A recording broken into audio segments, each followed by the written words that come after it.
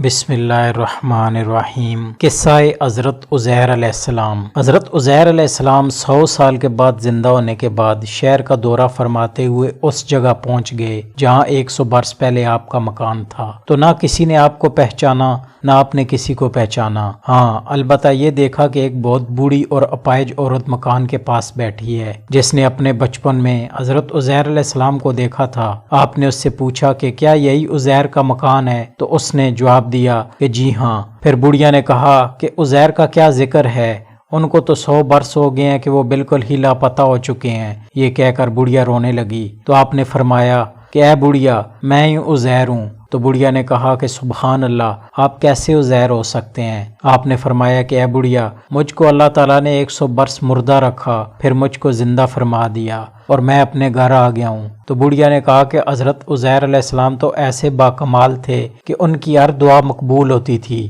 اگر آپ واقعی حضرت عزیر علیہ السلام ہیں تو میرے لیے دعا کیجئے کہ میری آنکھوں میں روشنی آ جائے اور میرا فالج اچھا ہو جائے۔ حضرت عزیر علیہ السلام نے دعا کر دی تو بڑھیا کی آنکھیں ٹھیک ہو گئیں اور اس کا فالج بھی اچھا ہو گیا۔ پھر اس نے غور سے آپ کو دیکھا تو پہچان لیا اور بول اٹھی کہ میں شہادت دیتی ہوں کہ آپ یقیناً حضرت عزیر علیہ السلام ہی ہیں۔ پھر وہ بڑھیا آپ کو لے کر بنی اسرائیل کے ملہ میں گئی۔ اتفاق سے وہ سب لوگ ایک مجلس میں جمع تھے اور اسی مجلس میں آپ کا لڑکا بھی موجود تھا جو 118 برس کا ہو چکا تھا، اور آپ کے چند پوتے بھی تھے جو سب بوڑھے ہو چکے تھے۔ بڑھیا نے مجلس میں شہادت دی اور اعلان کیا کہ اے لوگو، بلا شبہ یہ حضرت عزیر علیہ السلام ہی ہیں، مگر کسی نے بڑھیا کی بات کو صحیح نہیں مانا۔ اتنے میں ان کے لڑکے نے کہا کہ میرے باپ کے دونوں کندھوں کے درمیان ایک کالے رنگ کا مسا تھا جو چاند کی شکل کا تھا۔ چنانچہ آپ نے اپنا کرتا اتار کر دکھایا تو وہ مسا موجود تھا۔ پھر لوگوں نے کہا کہ حضرت عزیر کو تورات زبانی یاد تھی، اگر آپ عزیر ہیں تو زبانی تورات پڑھ کر سنائیے۔ آپ نے بغیر کسی جھجک کے فوراً پوری تورات پڑھ کر سنا دی۔ بخت نصر بادشاہ نے بیت المقدس کو تباہ کرتے وقت 40,000 تورات کے عالموں کو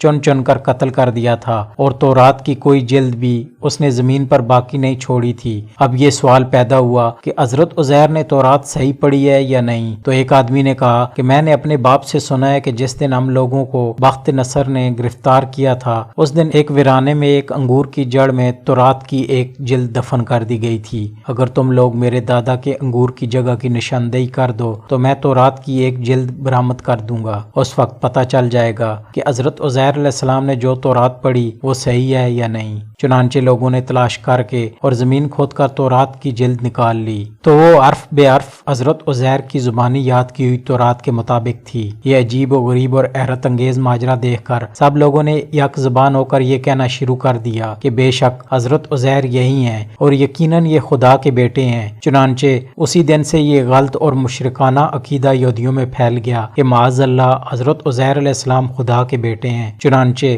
آج تک دنیا بھر کے یہودی اس باطل عقیدہ پر جمے ہوئے ہیں کہ حضرت عزیر خدا کے بیٹے ہیں، معاذ اللہ۔